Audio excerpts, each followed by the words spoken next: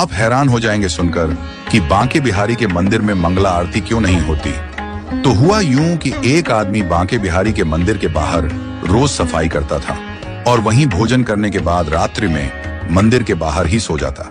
एक दिन पुजारी जी ने सोचा कि यह आदमी इतनी मेहनत करता है तो चलो इसे कोई काम देते हैं। अब आदमी से पूछा गया कि गैया चरा सकते हो? तो उस आदमी ने पूछा कि गैया किसकी है, क्योंकि मैं ठाकुर के अलावा किसी का काम नहीं करता। तो पुजारी जी ने कहा कि गैया भी ठाकुर जी की ही है। तो उसने कहा मैं कर दूंगा।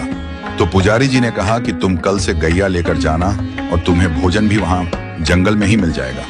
अगले दिन वो गैया लेकर गया और गैया चराने लगा। रोजाना उसके पास दोपहर में खाने के समय पर भोजन पहुंच जाता था। अब एक दिन क्या हुआ कि भोजन के समय भूख की वजह से वह आदमी चिंता में आ गया। सोचने लगा कि जाकर पुजारी जी से शिकायत करूंगा और बहुत गुस्सा होने लगा।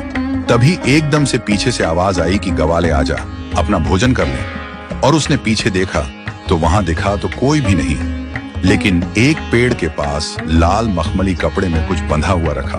वह गवाला वहां गया और जाकर देखा कि वहां तो भोजन रखा हुआ है। उसने उस कपड़े को खोला तो देखा कि 56 भोग तरह तरह का भोजन उस मखमली कपड़े में रखा हुआ था। तो गवाले ने सोचा कि आज भोजन बहुत ज्यादा बना है, तो बनाने में थोड़ा समय लग गया होगा, इसलिए देरी हो गई। लेकिन फिर भी उसने कहा कि आज कोई आदमी दिखाई नहीं दे रहा है जो भोजन लेकर आया, तो कहीं ऐसा तो नहीं कि ठाकुर जी खुद ही भोजन लेकर आए हों। क्योंकि वह कृष्ण का इतना अनन्य भक्ता था तो उसे विश्वास था कि कृष्ण कभी भी उसके पास आ सकते हैं। उसने आराम से भोजन किया और वो लाल कपड़े में सारे बर्तन बांध करके शाम को पुजारी जी के पास पहुंचा और जाकर बोलता है, पुजारी जी आज आपका कोई आदमी भोजन देने नहीं आया। मुझे लगता है कि आज ठाकुर जी खुद भोजन देने आए। पुजारी जी बोले कि आज तो भोजन बना ही नहीं, क्योंकि आज तो एकादशी का दिन है, आज तो व्रत है सबका। और पुजारी जी ने देखा उसके हाथ में लाल मखमली कपड़े में जो बर्तन है वो वही बर्तन है जिसमें रोज ठाकुर जी का भोग लगता है। तो पुजारी जी ने पूछा कि कोई भी तुम्हें भोजन देने नहीं आया? आदमी बोला, नहीं, मुझे तो एक आवाज आई थी, ग्वाले भोजन कर ले। पुजारी जी को पता चल गया कि आज ठाकुर जी स्वयं इसके लिए भोजन लेकर गए। तो पुजारी जी ने सोचा कि ठाकुर जी का इतना अनन्य भक्त है तो इसको मंदिर से दूर नहीं भेजना चाहिए।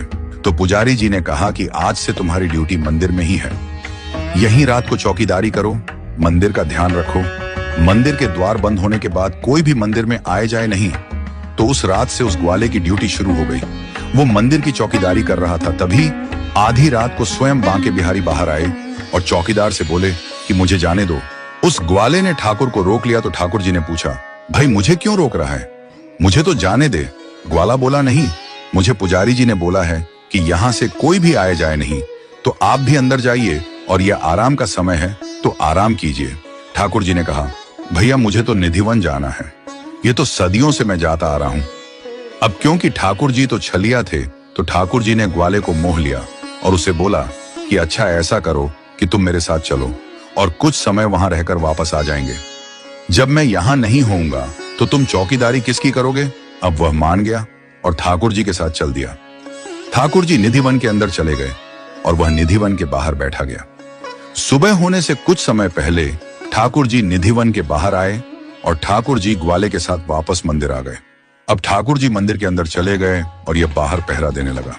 तभी कुछ ही देर बाद पुजारी जी कुछ लोगों के साथ वहां मंगला आरती के लिए अंदर जाने लगे। तो ग्वाले ने पुजारी जी को अंदर जाने से रोक दिया। तो पुजारी जी ने कहा, क्यों? तो वह आदमी बोला, रात को ठाकुर जी बाहर आए थे, मेरे को लेकर निधिवन चले गए, वहां अंदर जाकर के सारी रात रास किया और अभी अभी थोड़ी देर पहले यहाँ आए हैं, तो भैया थोड़ा आराम तो करने दो ठाकुर जी को। पुजारी जी ने सोचा कि ठाकुर जी इसका भोजन लेकर आए थे और ये कह रहा है कि कल रात को ठाकुर जी आए थे, तो इसकी बात माननी पड़ेगी। यकीन मानिएगा दोस्तों, पुजारी जी सब लोगों के साथ वहीं बैठ गए और सुबह हो गई। और जब धूप निकल आई तब ग्वाले ने बोला कि अब आप जाकर पूजा कर सकते हो। तब से लेकर आज तक कभी बांके बिहारी के मंदिर में मंगला आरती नहीं होती।